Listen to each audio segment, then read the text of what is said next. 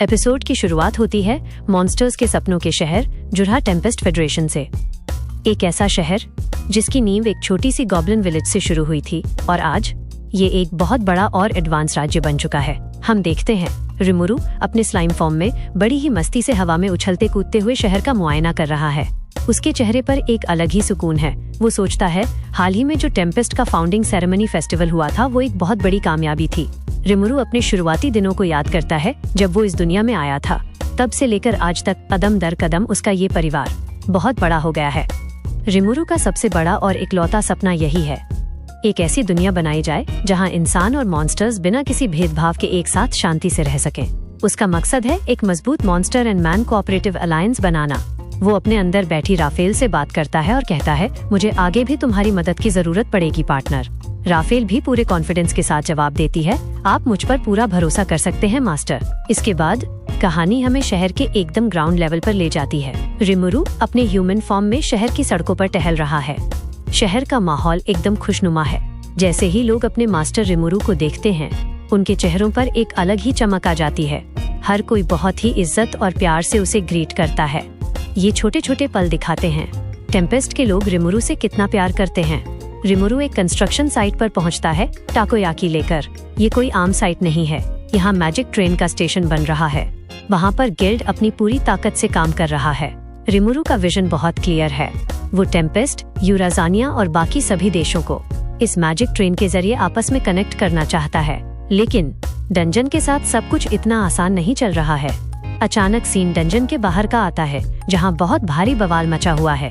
एक एडवेंचरर कहता है, ये डंजन क्या बकवास है, हर जगह सिर्फ दुश्मन ही दुश्मन भरे पड़े हैं और हमें कोई रेयर गियर या खजाना भी नहीं मिल रहा है। और वो गुस्से में कहता है, तुम्हारा इरादा तो हमें इसे क्लियर करने देने का है ही नहीं। ये सब बस एक बहुत बड़ा स्कैम है ताकि तुम लोग हमसे एंट्री फीस लूट सको। पर वो बेनिमारू को देखकर भाग जाता है। रिमुरु वहाँ पहुँचता है और पूछता है कि क्या परेशानी है। उसे पता चलता है डंजन चैलेंजर्स बार बार कोशिश करने के बाद भी दूसरे फ्लोर तक भी नहीं पहुँच पा रहे हैं। रिमुरु को लगता है हारने के बाद चिढ़ना आम बात है, लेकिन अगर ऐसा ही चलता रहा तो उसके डंजन ऑपरेशन पर बहुत बुरा असर पड़ेगा। उसे लगता है इस मामले पर गंभीरता से बात करनी पड़ेगी। अब सीन एकदम से शिफ्ट होता है और हम देखते हैं टेम्पेस्ट का एक क्लासरूम। वहाँ पर हिनाटा उन बच्चों को पढ़ा रही है जो कभी शिजु के स्टूडेंट्स हुआ करते थे। हिनाटा बच्चों को स्पिरिट्स और एलिमेंटलिस्ट्स का ज्ञान दे रही है और बच्चे भी बहुत ही जिज्ञासा के साथ पढ़ रहे हैं। हिनाटा रिमुरु को देख लेती है और उसे बाहर फेंक देती है। रिमुरु को इस बात की बहुत तसल्ली है। बच्चे हिनाटा की बात मानते हैं और वो उनके लिए एकदम परफेक्ट टीचर है। रिमुरु का एंग्रासिया से बच्चों को यहाँ लाने का एक बहुत बड़ा कारण था। रिमुरु को अब पूरा यकीन हो चुका है यूकी कागुराज़ाका एक बहुत ही खतरनाक और धोखेबाज इंसान है। इसलिए वो उन मासूम बच्चों को किसी भी हाल में एंग्रासिया किंगडम और यूकी के भरोसे नहीं छोड़ सकता था। यूकी के खिलाफ उसके पास सारे सबूत हैं और वो जानता है यूकी कभी भी उसकी पीठ में छुरा घोंप सकता है। दूसरी ओर डियाब्लो शियोन की चाय टेस्ट करके कहता है उसे पहली बार बीमार होने का एहसास हुआ है, जो कि काफी दिलचस्प है। और वो बोलता है, क्या तुम ये चाय सच में सर रिमुरु को देने वाली थी? तभी वहाँ रिमुरु आ जाता है और डियाब्लो उसे सब बताने वाला होता है। शियोन उसे रोक देती है। फिर वहाँ शुना आ जाती है जो रिमुरु को सुबह से ढूंढ रही होती है। शुना रिमुरु के लिए एक नया और स्वादिष्ट स्नैक बनाकर लाई है और शुना चाहती है मास्टर रिमुरु सबसे पहले उसे चखें। रिमुरु काफी खुश हो जाता है। अब कहानी हमें एक अनजान और रहस्यमयी जगह पर ले जाती है। ये जगह है किंगडम ऑफ एंग्रासिया, जहाँ यूकी कागुराज़ाका अपने चेम्बर में बैठा है। यूकी जानता है डीमन लॉर्ड रिमुरु को अब उस पर पूरा शक हो चुका है। यूकी लाप्लास से बात करता है। लाप्लास पूछता है, क्या 7 डेज क्लर्गी ने हिनाटा को भड़काकर रिमुरु को मारने के लिए नहीं भेजा था और क्या उसी वजह से आपकी पोल नहीं खुल गई? यूकी बहुत ही शांति से समझाता है, उसने अपना सारा काम ईस्टर्न एम्पायर के व्यापारी डमराडा के जरिए किया था और वो इस बात से इनकार भी नहीं कर सकता था। उसके ईस्टर्न मर्चेंट्स के साथ डीलिंग्स हैं, क्योंकि जिस कागज का वो इस्तेमाल करता है वो भी उसी एम्पायर से आता है। यूकी जानता है रिमुरु के पास उसे फंसाने के लिए सारे सबूत मौजूद हैं। कगाली पूछती है, तो क्या अब हमें अपना प्लान बदल देना चाहिए? यूकी एक अजीब सी स्माइल देता है और कहता है, नहीं, प्लान बदलने की कोई जरूरत नहीं है। हमें बस हालात को ऐसे दिखाना है अभी हम उनके दुश्मन नहीं हैं। क्योंकि अभी हाल ही में रिमुरु की डंजन मैनेजमेंट टीम ने खुद यूकी के गिल्ड से मदद मांगी है ताकि वो डंजन को प्रमोट कर सके। लाप्लास हैरान हो जाता है, ये तो पक्का कोई ट्रैप है। लेकिन यूकी कहता है, हम अभी हालात पर नजर रखेंगे, क्योंकि यूकी ने अभी भी वेस्टर्न नेशंस पर राज करने का अपना सपना नहीं छोड़ा है। सीन वापस टेम्पेस्ट में आता है, जहां डंजन की ऑपरेशंस मीटिंग शुरू होने वाली है। रिमुरु के सामने वेल्डोरा, रामिरेस और बाकी अहम लोग बैठे हैं। रिमुरु बहुत ही सीरियस होकर कहता है, डंजन का हाल सच में बहुत बुरा है। लोग पहले फ्लोर पर ही खो जाते हैं। वो लालच में अंधे होकर बिना सोचे समझे आगे बढ़ते हैं और छोटे मोटे एफ रैंक मॉन्स्टर्स के हाथों मारे जाते हैं। कुछ लोग तो डंजन के अंदर भूख के मारे ही हार मान लेते हैं। रिमुरु कहता है, अगर ऐसा ही चलता रहा तो हमारा डंजन फेल हो जाएगा। ये सुनकर वेल्डोरा और रामिरेस बहुत मायूस हो जाते हैं, क्योंकि उन्होंने इस डंजन को बनाने में बहुत मेहनत की थी। तभी मासायुकी, जो कि एक हीरो है, हिचकिचाते हुए कहता है, हम इसे किसी वीडियो गेम में ट्यूटोरियल जैसा कर सकते हैं, जहां प्लेयर्स को कॉम्बैट और ट्रैप्स के बारे में सिखाया जाता है। रिमुरु को ये आइडिया बहुत पसंद आता है। मासायुकी आगे कहता है, डंजन के अलग अलग फ्लोर्स पर रहने और खाने का इंतजाम होना चाहिए, टॉयलेट्स होने चाहिए और एक डिस्पोजेबल सेव पॉइंट होना चाहिए, ताकि प्लेयर्स वहां से अपना गेम रिज्यूम कर सकें। मासायुकी मॉन्स्टर्स को मारने पर आइटम ड्रॉप्स का भी आइडिया देता है। रामिरेस ये सब सुनकर खुशी से उछल पड़ती है। वेल्डोरा भी मासायुकी की तारीफ करता है। रिमुरु वेल्डोरा और रामिरेस को इंट्रोड्यूस करता है, जिससे मासायुकी शॉक हो जाता है। म्योलमाइल भी सुझाव देता है और रिमुरु एक बहुत बड़ा मास्टर स्ट्रोक चलता है। वो डंजन को पॉपुलर करने के लिए एक चैलेंज की अनाउंसमेंट करता है। जो भी डंजन के 50वें फ्लोर को क्लियर करेगा, उसे हर महीने एक स्टेलर गोल्ड कॉइन मिलेगा, और जो सबसे आखिरी 100वें फ्लोर को क्लियर करेगा, उसे पूरे 100 स्टेलर गोल्ड कॉइन्स मिलेंगे। ये एक बहुत ही बड़ी रकम है। रिमुरु अपने साथियों को बताता है, ये सब उसने जानबूझकर किया है, ताकि वो अमीर नोबल्स और ताकतवर एडवेंचर्स को डंजन की तरफ अट्रैक्ट कर सके। और रिमुरु को ये भी पता है, कोई भी 100वें फ्लोर को कभी पार नहीं कर पाएगा, क्योंकि वहाँ पर खुद वेल्डोरा बैठा है। रिमुरु मासायुकी से कहता है, वो चाहता है मासायुकी की टीम लाइट स्पीड डंजन को प्रमोट करे, क्योंकि एक हीरो का नाम डंजन को बहुत मशहूर कर देगा। मीटिंग खत्म होने के बाद वो देखता है टावन की सेल्स भी बहुत ऊपर चली गई है। रिमुरु बहुत खुश है, उसका प्लान एकदम सही काम कर रहा है। रिमुरु जब चाय पीता है तो उसे टेस्ट बहुत अच्छा लगता है। तभी पता चलता है वो चाय किसी और ने नहीं बल्कि शियोन ने बनाई थी। रिमुरु शॉक रह जाता है, शियोन ने इतनी अच्छी चाय कैसे बना ली। रिमुरु को याद आता है फॉर्मूथ किंगडम के मामले के बाद उसने डियाब्लो को कोई इनाम नहीं दिया था। डियाब्लो एक छोटी सी रिक्वेस्ट करता है। डियाब्लो कहता है, इंसानी देशों को तबाह करने जैसे छोटे मोटे कामों के लिए उसे एक सबऑर्डिनेट चाहिए, ताकि वो अपना पूरा समय रिमुरु की सेवा में बिता सके। रिमुरु मान जाता है और नया वेसल बनाकर देने का वादा करता है। डियाब्लो के जाने के बाद वो सोए से बात करता है। रिमुरु उसे ड्यूक म्यूसे पर कड़ी नजर रखने को कहता है, ताकि असली मास्टरमाइंड तक पहुंचा जा सके। आखिर में माहौल डार्क और इंटेंस हो जाता है। हम किंगडम ऑफ सेल्ट्रोजो में जाते हैं। ये रोजो फैमिली का गढ़ है। वहाँ एक बहुत ही ताकतवर और खतरनाक बूढ़ा आदमी बैठा है, जिसका नाम है ग्रानबेल रोजो। ग्रानबेल वेस्टर्न नेशंस पर पूरा कंट्रोल करना चाहता है, लेकिन उसे सिर्फ एक ही चीज का डर है, और वो है टेम्पेस्ट। वो कहता है, टेम्पेस्ट एक बहुत ही खौफनाक देश बनता जा रहा है। तभी वहाँ एक छोटी सी बच्ची आती है, जो कि ग्रानबेल रोजो की पोती है। ये है मारियाबेल। मारियाबेल के चेहरे पर एक बहुत ही शातिर और खतरनाक मुस्कान है। वो पूरे कॉन्फिडेंस के साथ कहती है, कोई चिंता की बात नहीं है, ये हमारा सपना है और मैं इसे पूरा करूंगी। ग्रानबेल रोजो उसे अपनी इकलौती उम्मीद बताता है। ग्रानबेल रोजो कहता है, इंसानों की दुनिया पर कोई डीमन लॉर्ड राज नहीं करेगा। ये हक सिर्फ और सिर्फ इंसानों का है। हीरोज की पार्टी एक खूंखार डंजन बॉस और उसके खतरनाक साथियों से एक भयंकर बैटल कर रही है। इस पार्टी का लीडर मासायुकी है। लड़ाई के दौरान एक खतरनाक मॉन्स्टर सीधे मासायुकी की तरफ हमला करता है। मासायुकी घबरा जाता है और बस खुद को बचाने की कोशिश करता है, लेकिन तभी उसकी टीम के लोग इसे एक मास्टर प्लान समझ लेते हैं। उन्हें लगता है कि मासायुकी ने जानबूझकर मॉन्स्टर को अपनी तरफ खींचा, ताकि वो लोग उसे घेरकर पिंसर अटैक कर सके। जिनराई और बाकी लोग पूरे जोश में आकर अपना अपना पावरफुल अटैक कर देते हैं और मॉन्स्टर्स को खत्म करने लगते हैं। वो खूंखार बॉस मॉन्स्टर अचानक से पलटता है और टीम की मेंबर जिवू पर एक बहुत ही भयानक हमला करने के लिए आगे बढ़ता है। जिवू खतरे में होती है और उसके पास बचने का कोई रास्ता नहीं होता। ये देखकर मासायुकी उसे बचाने के लिए पूरे जोश में आगे दौड़ पड़ता है, लेकिन तभी उसका पैर बुरी तरह अटक जाता है और वो औंधे मुंह जमीन पर गिर पड़ता है। गिरते समय उसकी तलवार टूट जाती है और उसका एक टुकड़ा उड़कर सीधे बॉस की गर्दन में जा लगता है। बॉस वहीं खत्म हो जाता है। मासायुकी खुद समझ नहीं पाता कि हुआ क्या, लेकिन उसकी टीम इसे एक परफेक्ट प्लान मानती है। सब लोग उसे हीरो की तरह देखने लगते हैं और उसकी किस्मत एक बार फिर उसे महान बना देती है। सीन कट होता है और हम डंजन से बाहर शहर में आते हैं। पूरे शहर में जश्न का माहौल है और हर तरफ सिर्फ मासायुकी के नाम का डंका बज रहा है। शहर के बीचों बीच एक अनाउंसर जोर जोर से चिल्लाकर सबको बता रहा है कि हमारे हीरो मासायुकी ने डंजन के 30वें फ्लोर को सफलता से क्लियर कर लिया है। और इसी खुशी में शहर के बाजारों में मासायुकी की नई मर्चेंडाइज बेची जा रही है। गरम गरम और स्वादिष्ट मासायुकी बंस धड़ल्ले से बिक रहे हैं।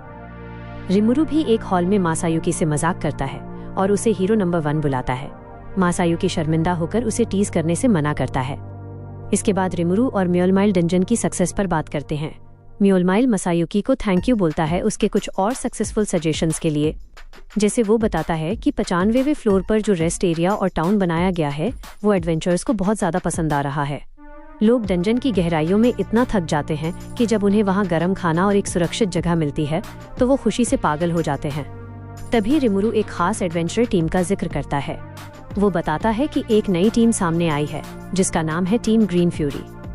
ये टीम बहुत ही तेजी से आगे बढ़ रही है और उन्होंने सिर्फ 3 दिन के अंदर 20 फ्लोर्स क्लियर कर लिए हैं। ये बात सुनकर रामिरेस तुरंत भड़क जाती है और पूछती है कि क्या हम कोई खतरनाक मॉन्स्टर भेजकर ग्रीन फ्यूरी को हरवा दें? लेकिन रिमुरु साफ मना कर देता है। रिमुरु कहता है कि वो लोग अभी कोई चीटिंग नहीं कर रहे हैं। उनका लीडर एक एलिमेंटलिस्ट है जो डंजन की स्पिरिट से सही रास्ता पूछ रहा है। वैसे ये सब उसे राफाएल ने बताया था। और वो बोलता है जितनी ज्यादा ताकतवर टीमें डंजन में पॉपुलर होंगी, दुनिया भर के लोगों में हमारे डंजन को लेकर उतनी ही ज्यादा जिज्ञासा बढ़ेगी। म्योलमाइल खुशी से बताता है कि टेम्पेस्ट का प्रॉफिट आसमान छू रहा है। पैसों का नाम सुनकर रामिरेस और वेल्डोरा की आंखें चमक उठती हैं। रिमुरु उन्हें समझाता है कि डंजन का ये रूल है कि जब तुम अच्छा काम करते हो तो प्रॉफिट का हिस्सा तुम्हें भी मिलता है। रिमुरु बताता है कि डंजन के लास्ट फ्लोर पर अलग अलग रिसर्च लैब्स हैं जिसमें उसकी भी एक है। इसके बाद रिमुरु अपनी प्राइवेट रिसर्च लैब में चला जाता है। वो शांति से अकेले में डाब्लो के सबॉर्डिनेट्स के लिए पावरफुल वेसल्स और ट्रेनी की बहनों के लिए फिजिकल बॉडीज बनाने पर काम करने लगता है। रिमुरु अपनी रिसर्च में इतना मगन हो जाता है कि वो कई दिनों तक लैब से बाहर ही नहीं आता। तभी शुना और शियोन वहाँ आती है। शुना के हाथ में रिमुरु के लिए गर्म खाने की एक ट्रे होती है। वो रिमुरु को देखकर राहत की सांस लेती है और कहती है कि हम सब बाहर बहुत परेशान हो गए थे। तभी शुना उसे एक जरूरी बात बताती है कि म्योलमाइल काफी घबराहट में आपको पूरे शहर में ढूंढ रहा था। शायद कोई बहुत बड़ी प्रॉब्लम आ गई है। जब म्योलमाइल पसीने से लथपथ होकर रिमुरु को बताता है कि डंजन में कोई बहुत बड़ी गड़बड़ चल रही है तो रिमुरु बिना एक पल बर्बाद किए डंजन के मेन कंट्रोल रूम में पहुंच जाता है। वहां जाकर वो बड़ी मैजिक स्क्रीन पर टीम ग्रीन फ्यूरी की हरकतों को ध्यान से देखने लगता है। रामिरेस बहुत ही सीरियस और गुस्से वाले टोन में रिमुरु को बताती है कि टीम ग्रीन फ्यूरी के लीडर के हाथ में जो चमकता हुआ गैजेट है वो रिकॉर्डिंग क्रिस्टल है जो डंजन के अंदर एक सेव पॉइंट बनाने का काम करता है, बिल्कुल गेम की तरह। रामिरेस बताती है कि टीम ग्रीन फ्यूरी ने सिस्टम का एक लूप होल ढूंढ लिया है। जब वो बॉस फ्लोर पर पहुंचते हैं तो अंदर जाने से पहले सारे पार्टी मेंबर्स रिकॉर्डिंग क्रिस्टल से सेव पॉइंट का इस्तेमाल करते हैं और फिर सब रिटर्न विसल का यूज करके डंजन से बाहर निकल जाते हैं और अपनी पार्टी को तोड़ देते हैं। फिर हर मेंबर अपनी अपनी पार्टी बना लेता है 10 मेंबर की लिमिट तक, और सब लोग अपनी टीम को बॉस फ्लोर के पहले बनाए हुए सेव पॉइंट पर ले आते हैं। इससे डंजन के सिस्टम को लगता था कि किसी बिल्कुल ही नई पार्टी ने बॉस को पहली बार हराया है। इस ग्लिच की वजह से सिस्टम उन्हें बार बार फर्स्ट क्लियर वाला भारी भरकम खजाना दे रहा था। ये पूरा ज्ञान सुनकर म्योलमाइल गहरी सोच में पड़ जाता है। म्योलमाइल अपना शक जताता है कि टीम ग्रीन फ्यूरी के पास इतना पैसा और एडवांस गैजेट खुद से नहीं आ सकता। उसने सोका से पता लगवाया था कि ये वर्ट नाम के मर्सेनरी ग्रुप का हिस्सा है जो इंग्रासिया से आए हैं और पक्का इसके पीछे इंग्रासिया किंगडम के अमीर नोबल्स की भारी फंडिंग है। रिमुरु कसम खाता है कि अब वो इन गैजेट वाले हैकर्स को ऐसा मजा चखाएगा कि वो जिंदगी में कभी भी चीटिंग करने की हिम्मत नहीं करेंगे। टीम ग्रीन फ्यूरी की चालाकी की बात अभी खत्म ही हुई थी कि रिमुरु के सामने एक और बहुत बड़ी मुसीबत आ खड़ी होती है। म्योलमाइल और रामिरेस परेशान होकर रिमुरु को बताते हैं कि डंजन के अंदर सिर्फ हैकर्स ही नहीं बल्कि हिनाटा घुस आई थी। हिनाटा ने अकेले ही अपनी भयानक ताकत से डंजन के 90वें फ्लोर तक का सब कुछ चकनाचूर कर दिया है। ये तब हुआ जब सब क्रूसेडर एलिट्स डीमन कोलोसिस से हार गए और फ्रिट्स ने बोला कि इसे तो चीफ हिनाटा भी नहीं हरा सकती है। हिनाटा ने रामिरेस के खास कोलोसिस रोबोट को बहुत बुरी तरह से धो डाला। हपिटो के साथ बाकी फ्लोर गार्डियंस को भी बुरी तरह हरा दिया और मिलिम के ड्रैगन्स भी उसके आगे नहीं टिक पाए। लेकिन इस तबाही की कहानी में मजा तब आता है जब महान स्टॉर्म ड्रैगन वेल्डोरा की एंट्री होती है। वेल्डोरा शेखी बघारते हुए कहता है कि हिनाटा ने बहुत तबाही मचाई, लेकिन उसके बाद मेरी बारी थी। वेल्डोरा बताता है कि हिनाटा ने सारे पैटर्न और ट्रिक्स इस्तेमाल किए जिससे मेरी कमजोरी का उसे पता चल सके, लेकिन ऐसा करते हुए उसने बहुत समय और मूव्स बर्बाद कर दिए। उसके आखिरी अटैक ने मुझे हल्की सी खरोंच दी थी, जिससे मुझे 300 साल पहले के हीरो का एब्सोल्यूट सेवरेंस अटैक याद आ गया था। अब सोचता हूँ तो ऐसा लगता है कि हिनाटा की टेक्निक्स भी कुछ हीरो जैसी ही थी। हिनाटा की इस तबाही के बाद डंजन के फ्लोर्स को फिक्स करना जरूरी था, और इसी काम के लिए उसकी नजर पड़ती है एडलमैन पर। एडलमैन जो ताकतवर तो बहुत है, लेकिन क्रूसेडर्स के हाथों मिली करारी हार ने उसे अंदर ही अंदर पूरी तरह तोड़ दिया था। इसलिए वो सीधे रिमुरु के सामने अपना सिर झुका देता है और कहता है कि अगर मेरी इस हार के लिए कोई सजा बनती है तो मैं उसे स्वीकार करने के लिए पूरी तरह तैयार हूँ। लेकिन रिमुरु बहुत ही शांत और समझदारी भरे तरीके से एडलमैन को समझाता है कि इस हार में सिर्फ तुम्हारी गलती नहीं थी, असल में वो होली नाइट्स तुम्हारे लिए सही ओपोनेंट थे ही नहीं। फिर रिमुरु उसे होली मैजिक का असली और गहरा ज्ञान देता है। वो बताता है कि ये पावर फेथ और पक्के इरादे पर चलती है और इसके लिए एक स्पिरिचुअल कॉन्ट्रैक्ट चाहिए होता है, क्योंकि अब एडलमैन की आस्था और पूजा रिमुरु की तरफ शिफ्ट हो चुकी थी। इसलिए उसका पुराना कनेक्शन टूट गया था और वो ल्यूमिनस की पावर को इस्तेमाल नहीं कर पा रहा था। शुना बताती है कि उसने एनालिस्ट स्किल से होली मैजिक को कॉपी कर लिया था और उसका फेथ रिमुरु पर था। इसके बाद रिमुरु खुद एडलमैन के लिए एक नया स्पेल बनाता है जिसका नाम है secret of faith and grace.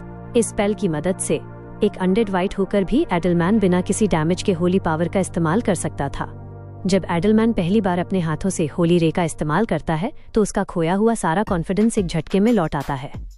वो रिमुरु को ऑलमोस्ट अपने भगवान की तरह मानने लगता है। ये हद से ज्यादा भक्ति देखकर रिमुरु को अंदर ही अंदर थोड़ी ऑकवर्ड फीलिंग्स आने लगती हैं। फिर रिमुरु उसे फ्लोर 60 का नया बॉस बना देता है और उसे एक प्रॉपर थ्रोन रूम देता है ताकि वो डंजन का एक असली और मजबूत पिलर बन सके। साथ ही रिमुरु उसे अपने पुराने साथियों की मदद लेने की भी पूरी इजाजत दे देता है। तभी वहाँ अचानक आसमान से मिलिम आ धमकती है। वो बहुत ही ज्यादा गुस्से में है क्योंकि उसके सारे ड्रैगन्स डंजन में हार गए थे। इसी बीच गोप्ता रेंगते हुए और घिसटते हुए अंदर आता है। गोप्ता कांपती हुई आवाज में कहता है कि मास्टर, मैं वापस आ गया। वेल्डोरा उसे अपनी टेक्निक सिखाने का बोलता है, लेकिन मिलिम उसे रोक देती है क्योंकि गोप्ता उसका स्टूडेंट है। रंगा भी रिमुरु को ग्रीट करता है। रिमुरु उसे उसकी शैडो में आराम करने का बोलता है। वेल्डोरा बताता है कि अब तो टीम ग्रीन फ्यूरी ने डंजन का 40वां फ्लोर भी क्लियर कर लिया है। रिमुरु एक शातिर स्माइल देता है और कहता है कि अब वक्त आ गया है कि हम उन्हें सबक सिखाएं। रिमुरु इन तीनों के सामने एक मेज पर कुछ बहुत ही खास जादुई आइटम्स रखता है। सबसे पहले रिमुरु एक चमकता हुआ जादुई गोला दिखाता है और बताता है कि ये मास्टर कोर है। रिमुरु एक गहरी मुस्कान के साथ कहता है कि सबसे पहले तुम तीनों अपने दिमाग में एक ऐसे मॉन्स्टर के बारे में सोचो जो तुम्हें सबसे ज्यादा पसंद हो। और वो कहता है कि सोच समझकर अपना मॉन्स्टर चुनना, क्योंकि बाद में वो किसी भी हालत में बदला नहीं जा सकेगा। ये सुनते ही वेल्डोरा, मिलिम और रामिरिस और रिमुरु अपने अपने मॉन्स्टर सोचते हैं और वो मॉन्स्टर असलियत में आ जाते हैं। ये देखकर रामिरिस और वेल्डोरा बच्चों जैसे खुश हो जाते हैं। रिमुरु मिलिम का स्लाइम देखकर एम्बैरस हो जाता है। उनका ये उत्साह देखकर रिमुरु अपनी अगली चीज बाहर निकालता है जिसे वो स्यूडो सॉइल कहता है। रिमुरु पॉजेस बोलता है और एकदम से बेहोश हो जाता है। ये देखकर वेल्डोरा और बाकी सब घबरा जाते हैं। फिर उन्हें रिमुरु उसके सोचे हुए घोस्ट मॉन्स्टर में दिखता है। रिमुरु पूरे फोकस के साथ गहराई से समझाता है कि ये स्यूडो सोल्स बिल्कुल किसी असली आत्मा की तरह ही काम करती हैं। वो समझाता है कि जब इस स्यूडो सोल को उस मास्टर कोर के अंदर डाला जाता है तो वो एक धड़कते हुए जादुई दिल की तरह बन जाता है जिसे अवतार कोर कहते हैं। ये देखकर बाकी लोगों की खुशी का कोई ठिकाना नहीं रहता। फिर सब अपने अपने मॉन्स्टर के अंदर अपने आप को ट्रांसफर करते हैं और सब जन खुशी से झूमने लगते हैं। वेल्डोरा पूरे जोश में कहता है, चलो हम उन चैलेंजर्स को सबक सिखाएं। आगे हमें पता चलता है कि रिमुरु की पार्टी बड़ी आसानी से हार चुकी है कुछ रूकी एडवेंचरर से, जो उनका मजाक उड़ाते हुए आगे बढ़ जाते हैं। रिमुरु जोर से कहता है कि हमें बहुत सारी ट्रेनिंग की जरूरत है। और इसी मजेदार हार के साथ ये कमाल का एपिसोड यहीं पर खत्म हो जाता है। शुरुआत में हम सेल्ट्रोसो किंगडम के महल के अंदर का नजारा देखते हैं, जो वेस्टर्न नेशंस को पीछे से कंट्रोल करने वाला एक बहुत ही ताकतवर देश है। यहाँ हमारी मुलाकात होती है मारियाबेल रोसो से। मारियाबेल दिखने में सिर्फ 10 साल की एक बहुत ही प्यारी सी बच्ची है, लेकिन मारियाबेल असल में एक रीइनकॉर्नेटर है। मारियाबेल बताती है कि अपने पिछले जन्म में वो यूरोप के एक बहुत ही ऊंचे घराने की बेटी थी। अपने टैलेंट, कड़ी मेहनत और किस्मत के दम पर उसने पूरे यूरोप को कंट्रोल करना शुरू कर दिया था। उसका औरत होना कभी भी उसकी ताकत के आड़े नहीं आया। उसने पैसों और इकोनॉमी को अपने हाथों की कठपुतली बना लिया था, यहाँ तक कि देशों के बीच होने वाले युद्ध भी उसके लिए बस शतरंज के मोहरे थे। एक ऐसा राज करने के बाद पिछले जन्म में उसने अच्छा और लंबा जीवन जिया और उसकी मौत ज्यादा उम्र के कारण हुई थी। इसके बाद सीन शिफ्ट होता है। मारियाबेल को एक नई केयरटेकर मिलती है जिसका नाम एलियोरा है। मारियाबेल की यूनिक स्किल है जिसका नाम है ग्रीड यानी लालच, और मारियाबेल अपनी केयरटेकर को अपने वश में कर लेती है। मारियाबेल को पता चलता है कि ये दुनिया उसकी पुरानी दुनिया से काफी अलग थी, यहाँ पर जादू और स्किल्स थीं, और मारियाबेल की ये स्किल किसी भी इंसान के अंदर के लालच और इच्छाओं को कंट्रोल कर सकती है। इंसान का लालच जितना बड़ा होगा, मारियाबेल के लिए उसे कंट्रोल करना उतना ही आसान होता है। अपनी इसी ताकत के दम पर वो महल के नौकरों से लेकर अपने पिता यानी राजा तक को कंट्रोल कर रही है। तभी मारियाबेल को अपने दादा ग्रानविल रोसो से मिलने का मौका मिलता है। ग्रानविल रोसो कोई आम इंसान नहीं है, वो एक पूर्व हीरो है जिसने 1000 साल पहले इंसानियत को बचाने के लिए आसपास के देशों को एकजुट किया था और काउंसिल ऑफ द वेस्ट की स्थापना की थी। ग्रानविल के कमरे में जाते ही माहौल एकदम सीरियस हो जाता है। ग्रानविल मारियाबेल को घूरते हुए कहता है कि तुम मुझे कंट्रोल करने की कोशिश क्यों नहीं कर रही हो। वो मारियाबेल की पूरी सच्चाई जानता है कि कैसे ये छोटी सी बच्ची पूरे महल को अपनी उंगलियों पर नचा रही है। मारियाबेल कहती है, मैं लोगों की इच्छाओं को दिन के उजाले की तरह साफ देख सकती हूँ। मैं आपके अंदर भी एक बहुत बड़ी जिज्ञासा और लालच देख सकती हूँ, लेकिन आपके अंदर उसे दबाने की गजब की विल पावर है। मारियाबेल ग्रानविल के सामने पूरे कॉन्फिडेंस से अपना असली रूप दिखाती है और खुद को मारियाबेल ऑफ ग्रीड कहकर बुलाती है। ग्रानविल उसकी इस बेबाकी से बहुत खुश होता है। वो मारियाबेल से कहता है कि अगर मुझे कुछ हो जाए तो तुम मेरी जगह लोगी। ग्रानविल का सपना है कि दुनिया में शांति हो, लेकिन वो शांति सिर्फ रोसो परिवार के कंट्रोल में होनी चाहिए। मारियाबेल ऊपर हाँ कहती है, लेकिन अंदर ही अंदर वो सोचती है एक दिन वो इस पूरी दुनिया की अकेली रानी बनेगी। सीन कट होता है और कहानी एकदम से डार्क माहौल से निकलकर डंजन के अंदर क्रेजी मोड में आ जाती है। हम डंजन के 30वें फ्लोर पर रिमुरु, रामिरेस, वेल्डोरा और मिलिम को देखते हैं। ये चारों अपनी असली बॉडी में नहीं बल्कि अपने उन नए मॉन्स्टर अवतार्स में हैं। लेकिन दोस्तों, यहाँ एक बहुत बड़ी प्रॉब्लम है। ये चारों डंजन के बहुत ही कमजोर मॉन्स्टर्स के शरीर में हैं और इनका कोई तालमेल नहीं है। रामिरेस दौड़ते हुए गिर जाती है और एक गलती होती है, फिर कई गलतियां होती हैं। वेल्डोरा मिलिम को ही स्लाइस कर देता है। मिलिम गुस्से में चिल्लाती है कि तुम मुझे क्यों मार रहे हो। रामिरेस गलती से ट्रैप पर हाथ रख देती है जिससे वेल्डोरा की खोपड़ी में तीर घुस जाते हैं। रिमुरु एक छोटे से मैजिक अटैक से ही हार जाता है। सब एक दूसरे को ब्लेम करने लगते हैं। रामिरेस भी कहती है कि रिमुरु कुछ करो, हमारे अवतार बहुत कमजोर हैं। रिमुरु तुरंत एक शानदार आइडिया लगाता है। वो कुरोबे के पास जाता है। उसे देखकर सारे ब्लैकस्मिथ अप्रेंटिस उसे मिलकर ग्रीट करते हैं। रिमुरु और उसकी टीम कुरोबे के पास पहुंचते हैं और उससे कहते हैं, हमें अपने इन मॉन्स्टर अवतार्स के लिए एकदम टॉप क्लास और खतरनाक हथियार चाहिए। कुरोबे उनकी बात समझ जाता है और कहता है कि आप चिंता मत कीजिए, मैं आप सबको बेस्ट इक्विपमेंट बनाकर दूंगा। हथियार बनने तक रिमुरु अपनी टीम को समझाता है कि सबसे बड़ी प्रॉब्लम हमारे ज्ञान या ताकत की नहीं बल्कि टीम वर्क की है। रामिरेस हमेशा बिना सोचे समझे आगे भाग जाती है और वेल्डोरा और मिलिम ये भूल जाते हैं कि वो किसी टीम का हिस्सा हैं। रिमुरु सोचता है, तुम सब अपनी अपनी जगह पर दुनिया के सबसे ताकतवर लोग हो, इसलिए तुम्हें टीम में काम करने की आदत नहीं है। इसलिए रिमुरु एक स्पेशल ट्रेनिंग शुरू करता है। वो लोग डंजन के शुरुआती फ्लोर्स पर जाकर कमजोर एडवेंचर्स को डराते हैं और उन्हें हरा कर अपना टीम वर्क सुधारते हैं। धीरे धीरे उनकी ट्रेनिंग रंग लाती है। वो लोग साथ मिलकर अटैक करना, एक दूसरे को कवर देना और दुश्मनों को फंसाना सीख जाते हैं। आखिर में वो इतने परफेक्ट हो जाते हैं कि वो साथ मिलकर डंजन के एक बॉस मॉन्स्टर को भी हरा देते हैं। सीन शिफ्ट होता है। तभी म्योरमिल आता है।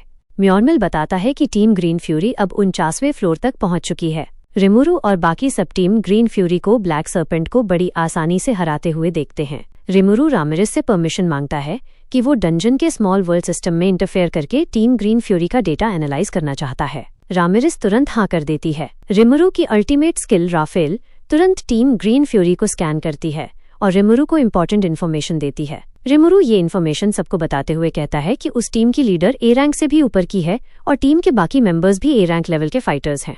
रिमुरु समझाता है, हम उन पर सीधा हमला नहीं कर सकते।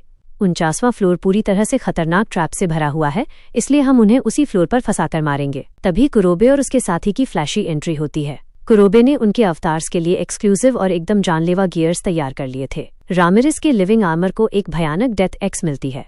मिलिम की स्लाइम को डेथ स्टिलेटो और क्रिम्सन केप मिलती है। वेल्डोरा के स्केलेटन को डेथ बस्टर्ड स्वॉर्ड और हेलगेट शील्ड मिलती है और रिमुरु के घोस्ट को डेथ साइथ मिलती है। अब ये चारों एकदम खूंखार बॉस मॉन्स्टर्स लग रहे थे। सीन कट होता है और हम टीम ग्रीन फ्यूरी को डंजन के 49वें फ्लोर पर देखते हैं। उस फ्लोर का थीम स्लाइम है, इसलिए हर तरफ एसिड की बारिश हो रही है। उनके सामने स्लाइम मॉन्स्टर्स आ जाते हैं। उनकी लीडर पहले बैरियर बनाने का ऑर्डर देती है, फिर उन मॉन्स्टर्स पर पूरी टीम हमला करती है। लेकिन तभी उनका एक साथी किसी अनजान हमले का शिकार होकर वहीं मर जाता है। तभी उनके सामने मिलिम आ जाती है। फिर रामिरेस और वेल्डोरा भी अपने खूंखार अवतार्स में आ धमकते हैं। आइन गुस्से में कहती है, अगर स्लाइम ही इस फ्लोर की थीम है तो ये भूत और कंकाल यहाँ क्या कर रहे हैं। ग्रीन फ्यूरी हमला करने वाले होते हैं। रिमुरु बहुत ही शांति से कहता है, तुम भूल रहे हो कि तुम एक स्लाइम पूल के ऊपर खड़े हो। फिर सोचता है कि क्या अगर मेरा फेथ खुद पर हो तो क्या मैं होली मैजिक कर सकता हूँ। रिमुरु अपने हाथ आगे करता है और कहता है, ओ गॉड, मुझे अपनी ब्लेसिंग दो। और वो सीधा होली रे अटैक कर देता है। वो अटैक इतना भयानक होता है कि टीम ग्रीन फ्यूरी वहीं पे ढेर हो जाती है। रिमुरु हैरान होता है कि उसका ये एक्सपेरिमेंट सच में काम कर गया। सीन शिफ्ट होता है। हम देखते हैं टीम ग्रीन फ्यूरी को हराने के बाद वेल्डोरा और बाकी सब खुशी से नाचने लगते हैं कि उनकी ये एक परफेक्ट विक्ट्री है। रिमुरु समझ जाता है, गॉड की पावर उधार लेने से तुम्हें वो सारी चीजें नहीं मिलती जो तुम सोचते हो, बल्कि गॉड खुद कैलकुलेट करता है। और जितने ज्यादा मैजिक यूजर गॉड से प्रे करते हैं, गॉड की कैलकुलेशन की पावर उतनी ज्यादा बढ़ जाती है। रिमुरु बताता है, वो चाहता था कि वो सब भी इस डंजन को एंजॉय कर सके जो उन सब दोस्तों ने मिलकर बनाया है। सीन सेल्ट्रोजो किंगडम की ओर शिफ्ट होता है। क्या डीमन लॉर्ड रिमुरु को हमारे प्लान के बारे में पता चल गया? एक गिल्ड इन्वेस्टर के तौर पर मुझे बेहतर खबर की उम्मीद थी। यूकी माफी मांगता है। डीमन लॉर्ड रिमुरु को मेरी इस चाल का पता चल गया, लेकिन मैंने पीछे कोई सबूत नहीं छोड़ा है। नोबल कहता है, वो डीमन लॉर्ड ग्रैनविल के रास्ते का कांटा है। क्या तुम अपनी पूरी ताकत लगाकर रिमुरु को हरा सकते हो? तभी मारिया बेल वहां आ पहुंचती है। वो भी यूकी से यही जानना चाहती है कि सच में वो डीमन लॉर्ड रिमुरु को हरा सकता है या नहीं। यूकी साफ कहता है, हिनाता भी उसके आगे नहीं टिक पाई। रिमुरु को अकेले हराना बहुत मुश्किल है, और सबसे बड़ी प्रॉब्लम ये है कि उसके साथ स्टॉर्म ड्रैगन वेल्डोरा है जिसे इंसान कभी नहीं हरा सकते।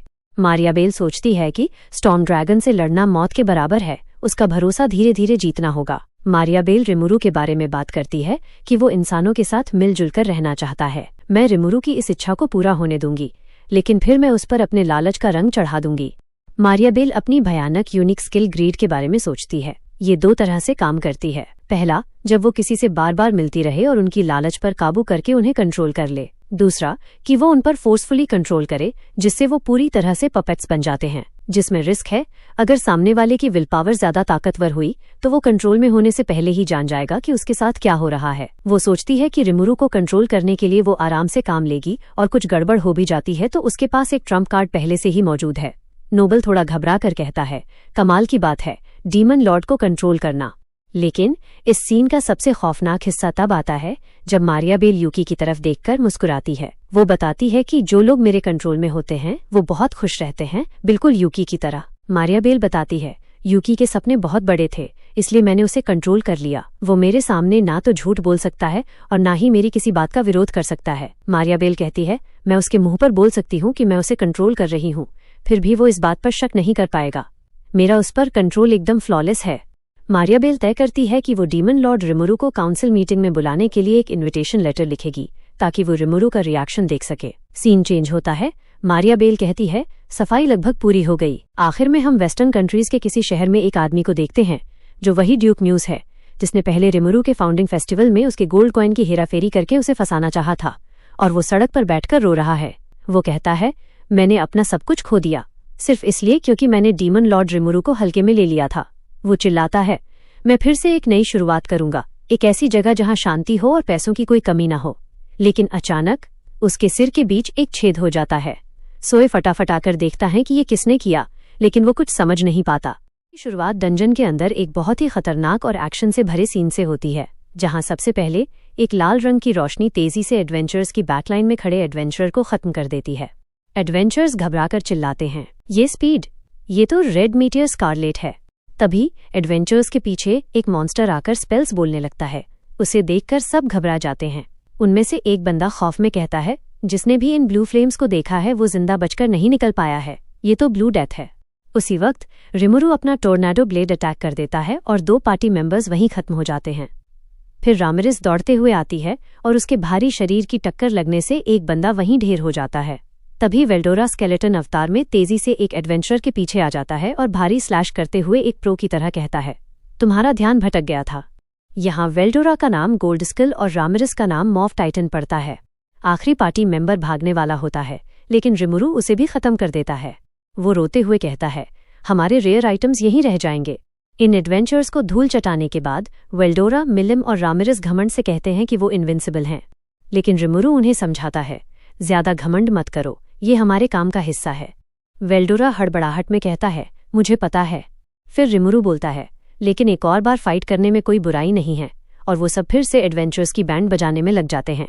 दरअसल टीम ग्रीन फ्यूरी वाले इंसिडेंट के बाद से ही रिमुरु और उसकी टीम डंजन के चैलेंजर्स का शिकार कर रहे थे, ताकि कोई बदला लेने ना आ सके और उनकी खुद की स्पेशल ट्रेनिंग भी हो जाए। यहाँ से सीन कट होता है और हम देखते हैं कि टेम्पेस्ट का डंजन सिस्टम बहुत ही शानदार तरीके से काम कर रहा है। हीरो मासायुकी की किस्मत इतनी कमाल की है कि उसने डंजन से एक बहुत ही रेयर जादुई इक्विपमेंट का सेट जमा कर लिया है और अब वो 50वें फ्लोर की तरफ बढ़ रहा है। डंजन की पॉपुलैरिटी आसमान छू रही है। पावर, पैसा और फेम कमाने के लालच में बहुत ताकतवर और स्किल्ड फाइटर्स यहाँ आने लगे हैं। डंजन की इस फुल ऑन मस्ती के बाद रिमुरु वापस अपनी इंसानी फॉर्म में लौट आता है।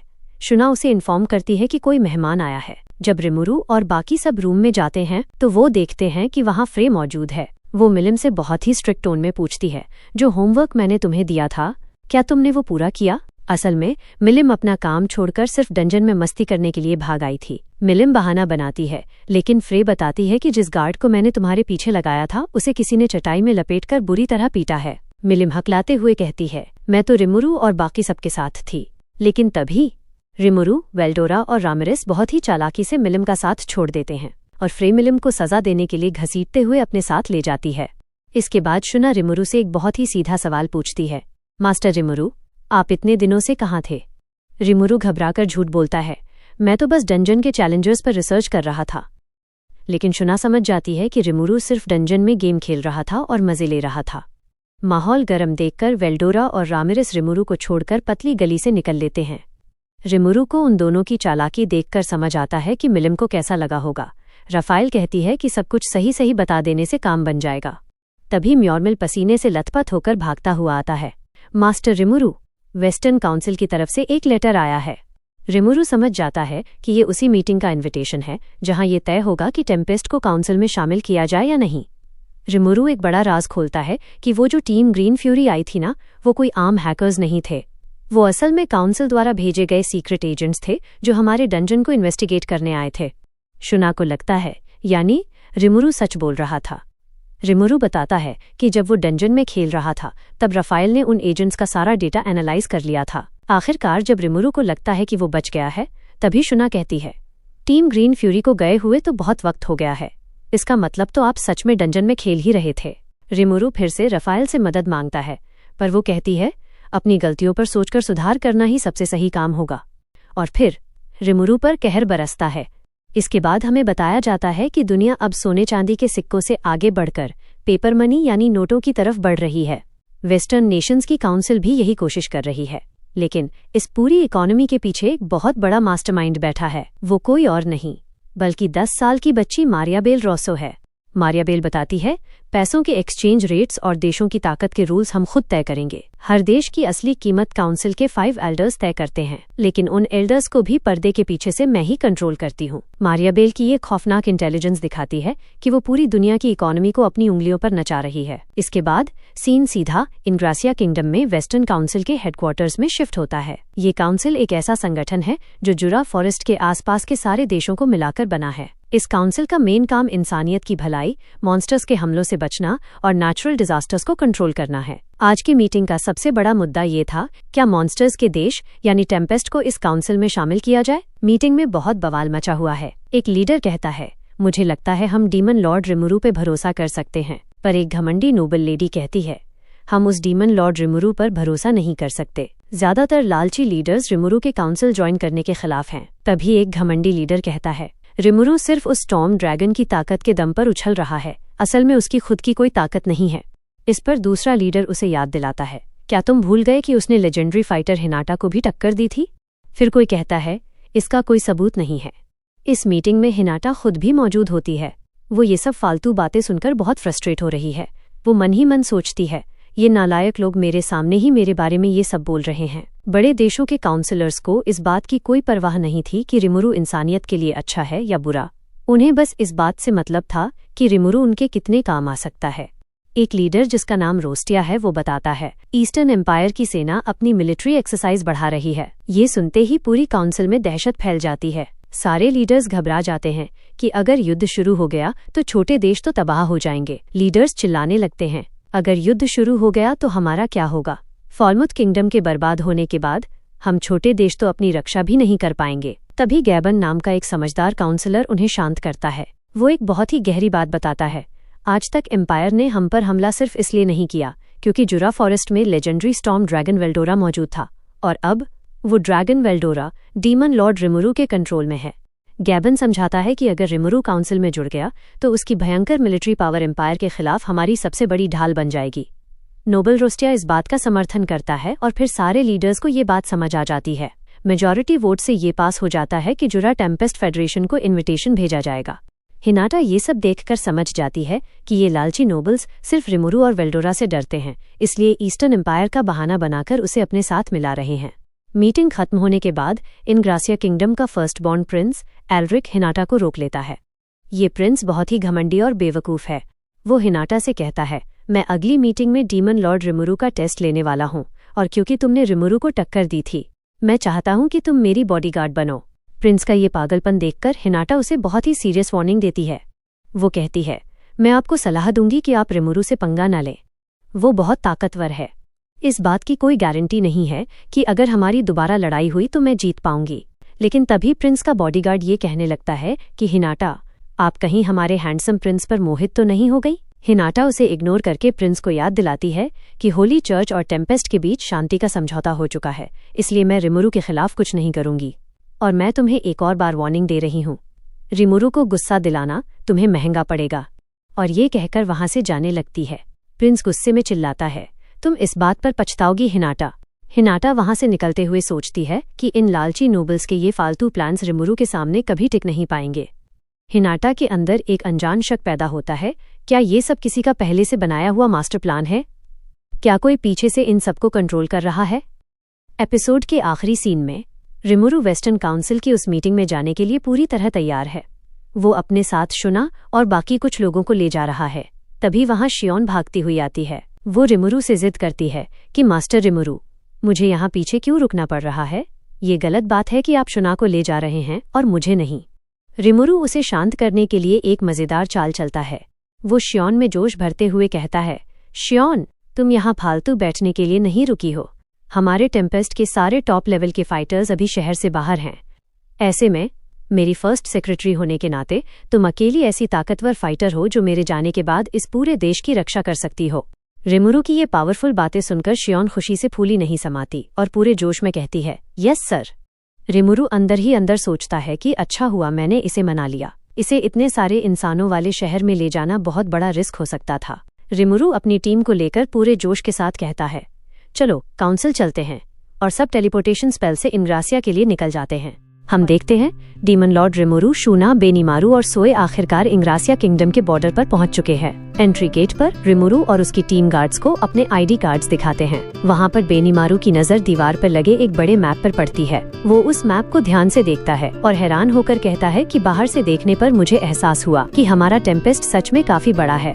रिमुरु बेनीमारू को बताता है, हाँ, अगर हम सिर्फ जमीन के एरिया की बात करें तो हमारा टेम्पेस्ट अकेले ही इन सारे वेस्टर्न नेशंस के बराबर है।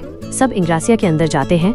रिमुरु मुस्कुराता है और सोचता है कि कल होने वाली मीटिंग मॉन्स्टर्स और इंसानों के एक साथ मिलजुल कर रहने के हमारे सपने का पहला कदम होगी। शहर के अंदर आते ही रिमुरु और उसकी टीम इंग्रासिया का वो भारी डेवलप्ड इंफ्रास्ट्रक्चर देखकर हैरान और खुश होते हैं। शहर बहुत ही चहल पहल भरा है। वहाँ शुना की नजर एक कपड़ों की दुकान पर पड़ती है। वो वहाँ लगे खूबसूरत कैजुअल कपड़ों को देखकर बहुत खुश होती है। रिमुरु एक बहुत ही अच्छे बॉस की तरह शुना को दुकान के अंदर ले जाता है और कहता है कि तुम्हें जो भी पसंद हो वो खरीद लो। रिमुरु तय करता है कि वो सबके लिए कपड़े लेगा। बेनीमारू और सोए के मना करने पर वो कहता है कि तुम दोनों इन कपड़ों में पूरे शहर में अलग दिखोगे।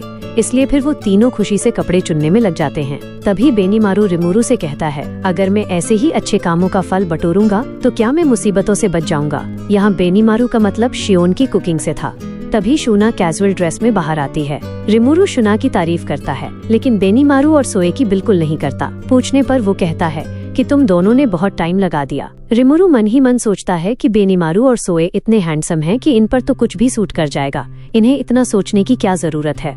फिर शुना रिमुरु से पूछती है कि क्या आप अपने लिए कुछ नहीं लेंगे। रिमुरु उनसे कहता है, अब देखो प्रो कैसे कपड़े चुनता है। वो सीधे दुकानदार के पास जाता है और कहता है कि भैया जो भी मुझ पर अच्छा लगे वो दे दो। सीन कट होता है और हम रिमुरु को एक कैफे में बैठे हुए देखते हैं। वो कॉफी पी रहा है, वो भी ज्यादा दूध डालकर, और खुद को बहुत बड़ा एडल्ट समझ रहा है। तभी वहाँ हिनाटा आ जाती है और रिमुरु को बच्चों वाले कपड़ों में देखकर उसका मजाक उड़ाती है। असल में दुकानदार ने उसे बच्चों वाले कपड़े पहना दिए थे। रिमुरु गुस्से में सोचता है कि उस दुकानदार की तो अब खैर नहीं। मस्ती मजाक के बाद माहौल एकदम सीरियस हो जाता है। रिमुरु एक जादुई साउंड प्रूफ बैरियर लगा देता है ताकि उनकी कोई भी सीक्रेट बात कमरे से बाहर न जाए। रिमुरु हिनाटा को बुलाने पर आने के लिए थैंक्स कहता है और कल होने वाली मीटिंग के बारे में पूछता है। हिनाटा बताती है कि कल तुमसे कुछ सवाल पूछे जाएंगे और जवाब के आधार पर तुम्हें काउंसिल में शामिल किया जाएगा। रिमुरु को ये सुनकर थोड़ा बेहतर लगता है, लेकिन हिनाटा रिमुरु को बहुत सीरियस वार्निंग देती है कि कल मीटिंग में वो नोबल्स तुम्हें गुस्सा दिलाने की कोशिश कर सकते हैं। रिमुरु मुस्कुराकर कॉन्फिडेंस से कहता है कि चिंता मत करो, मैं तुम्हारी तरह कोई बच्चा नहीं हूँ, मैं एक समझदार एडल्ट हूँ। रिमुरु की ये लाइन सुनकर हिनाटा को गुस्सा आ जाता है और वो चिढ़ते हुए कहती है कि क्या तुम फिर से लड़ना चाहते हो। फिर हिनाटा सोचकर सीरियस टोन में कहती है, कुछ लोग हैं जो शायद कुछ प्लान कर रहे हैं, तो थोड़ा संभल के रहना। तभी सोए अपनी इन्वेस्टिगेशन की रिपोर्ट देता है। वो बताता है कि कुछ लालची नोबल्स टेम्पेस्ट का फायदा उठाना चाहते हैं ताकि ईस्टर्न एम्पायर के हमले के वक्त हम उनकी रक्षा करें। रिमुरु उन्हें एम्पायर के बारे में डीप नॉलेज देता है कि ईस्टर्न एम्पायर के पास हमला करने के सिर्फ 3 रास्ते हैं। पहला है समंदर का रास्ता, लेकिन समंदर में बहुत ही खूंखार और विशालकाय समुद्री मॉन्स्टर्स रहते हैं जो उनके जहाजी बेड़े को तबाह कर देंगे। दूसरा रास्ता है कैनेट माउंटेन्स को पार करना, जहां ड्वार्गन देश बसा है। ये पहाड़ों का रास्ता बहुत ही खतरनाक है और इसे ड्रैगन्स नेस्ट कहा जाता है। और तीसरा और आखिरी रास्ता है जुरा फॉरेस्ट के बीच से होकर गुजरना। रिमुरु बहुत ही कॉन्फिडेंस से कहता है कि जुरा फॉरेस्ट मेरा इलाका है, मैं वहाँ का डीमन लॉर्ड हूँ और अब तो स्टॉर्म ड्रैगन वेल्डोरा भी वापस आ चुका है, इसलिए ईस्टर्न एम्पायर हमारे इलाके से घुसने की गलती कभी नहीं करेगा। तभी रफाइल कहती है कि अभी के लिए तो कोई प्रॉब्लम नहीं है, लेकिन मेरा एक सजेशन है। तभी रिमुरु हिनाटा से एक फेवर मांगता है। वो कहता है कि तुम ड्वॉगन के अंदरूनी मामलों की इन्वेस्टिगेशन करो, क्योंकि हो सकता है कि एम्पायर ड्वॉगन को अपने हमले का रास्ता बना ले। हिनाटा रिमुरु की इस इंटेलिजेंस से इम्प्रेस हो जाती है और कहती है कि तुम दिखते तो बहुत केयरफ्री हो, लेकिन असल में तुम हमेशा बहुत ज्यादा सतर्क रहते हो। रिमुरु मन ही मन मुस्कुराता है और सोचता है कि ये सारा नॉलेज तो राफेल ने दिया है। इसके बाद रिमुरु एक सीरियस मुद्दा उठाता है। वो बताता है कि ड्यूक म्यूज नाम का वो घमंडी नोबल जिसने हमारे फेस्टिवल में ड्रामा किया था, उसका मर्डर हो गया है। रिमुरु को लगता है कि जिसने भी ये सब किया है वो काउंसिल से जुड़ा हुआ है। फिर सोए अपनी इन्वेस्टिगेशन की असली डिटेल देते हुए बताता है कि म्यूज को बहुत ही लंबी दूरी से मारा गया था। वहाँ कोई जादुई निशान या ऑरा नहीं था, बस उसके माथे पर एक छेद हो गया था और मरने के तुरंत बाद एक तेज आवाज आई थी। ये डिटेल सुनते ही रिमुरु और हिनाटा एक दूसरे की तरफ देखते हैं और तुरंत समझ जाते हैं कि ये किसी जादुई स्पेल का नहीं बल्कि एक स्नाइपर का काम है। शुना इसके बारे में पूछती है।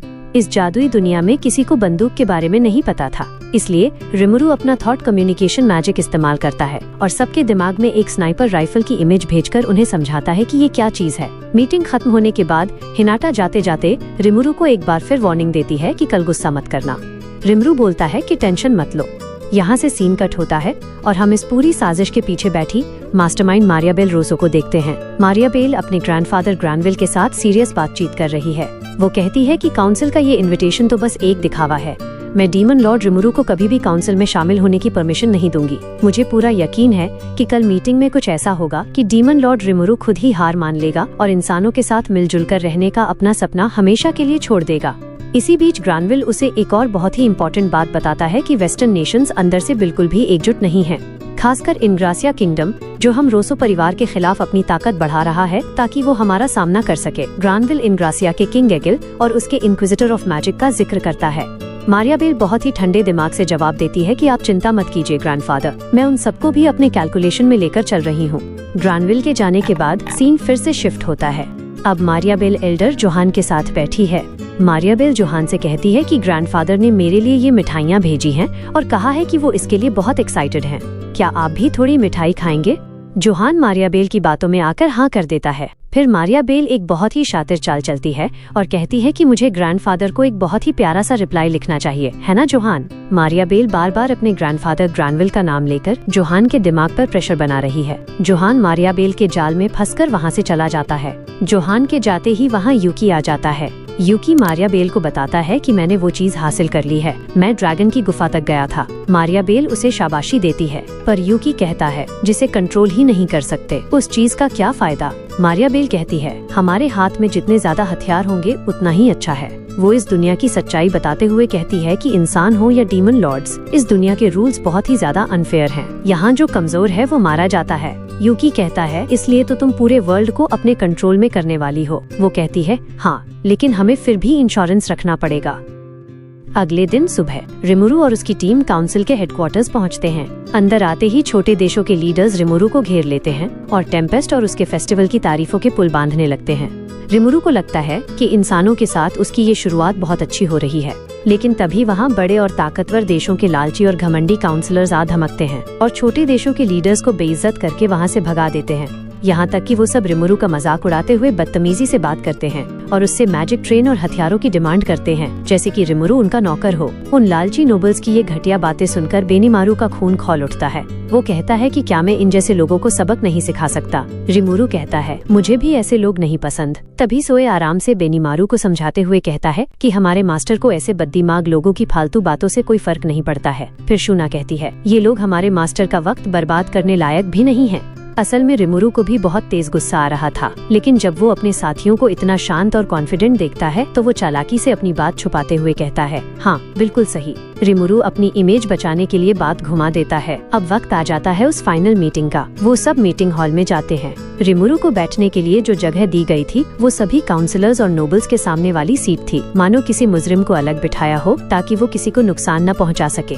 मीटिंग का चेयरमैन मीटिंग शुरू करता है। वो कहता है कि काउंसिल टेम्पेस्ट को अपने साथ जोड़ने के लिए तैयार है, लेकिन इसके लिए आपको हमारी 3 शर्तें माननी होंगी। रिमुरु शांत होकर शर्तें सुनने लगता है। पहली शर्त थी इंटरनेशनल लॉ का पालन करना। दूसरी शर्त थी मार्केट लिबरेशन, यानी अपने बाजार को सबके लिए खोल देना। ये सुनकर रिमुरु को चिंता होती है कि ये लोग हमारी टेक्नोलॉजी चुरा लेंगे, लेकिन इसके पहले कि रिमुरु कुछ बोलता वो लालची नोबल्स आपस में ही कुत्तों की तरह लड़ने लगते हैं कि टेम्पेस्ट सबसे पहले उनके देश में ट्रेन की पटरियां बिछाएगा। चेयरमैन को उन्हें शांत कराने में बहुत मेहनत करनी पड़ती है। और तीसरी शर्त थी मिलिट्री सपोर्ट देना। रिमुरु को ये शर्त बहुत पसंद आती है। वो एक बिजनेसमैन की तरह सोचता है कि अगर हम इनकी रक्षा करेंगे तो बदले में हम इनसे भारी पैसा लेंगे, जिससे हमारा इन्फ्लुएंस और भी बढ़ जाएगा। चेयरमैन रिमुरु से पूछता है कि क्या आपको इन शर्तों से कोई एतराज है। रिमुरु बिल्कुल शांत रहता है और अपने दिमाग में राफेल को ऑर्डर देता है। राफेल तुरंत रिमुरु की तरफ से एक बहुत ही लंबी और पक्की रिपोर्ट तैयार कर देती है, जिसमें सारी शर्तों के काउंटर प्रपोजल्स लिखे होते हैं और बेनीमारू कागजों का वो बंडल चेयरमैन के हाथ में थमा देता है। चेयरमैन इतनी जल्दी इतनी डिटेल्ड रिपोर्ट देखकर घबरा जाता है। रिमुरु कहता है कि मेरी तरफ से जो भी शर्तें हैं वो सब इसमें लिखी हैं। चेयरमैन थोड़ा हिचकिचाते हुए पसीना पोंछता है और कहता है कि मुझे इसे पढ़ने और सोचने के लिए थोड़ा वक्त चाहिए। रिमुरु आराम से हाँ कह देता है, लेकिन मन ही मन सोचता है कि तुमने मुझसे तुरंत आंसर मांगा और अब खुद इसे पढ़ने के लिए तुम्हें वक्त चाहिए। लेकिन दोस्तों, वो थोड़ा वक्त पूरे 3 घंटे में बदल जाता है। 3 घंटे बाद चेयरमैन वापस आता है। वो रिमुरु को एक नई पिटीशन देता है, जिसमें रिमुरु की दी गई शर्तों को वापस अपने हिसाब से सही किया गया था। रिमुरु उस पिटीशन को हाथ में लेता है और बहुत ही ध्यान से पढ़ने लगता है। वो शांति से पढ़ता जाता है और सोचता है कि हम थोड़ा बहुत नेगोशिएशन करके समझौता कर ही सकते हैं। लेकिन कुछ देर पढ़ने के बाद रिमुरु एकदम से रुक जाता है। उसके सब्र का बांध पूरी तरह टूट जाता है और वो पूरे गुस्से में अपने सामने रखी उस भारी मेज को अपने पैर से हवा में जोर से उछाल देता है। वो मेज हवा में उड़ती है और बुरी तरह से टूट जाती है। रिमुरु अपनी उस शांत इमेज को तोड़कर पूरी ताकत और गुस्से से उन नोबल्स के सामने चिल्लाता है, क्या तुम लोग मेरे साथ मजाक कर रहे हो?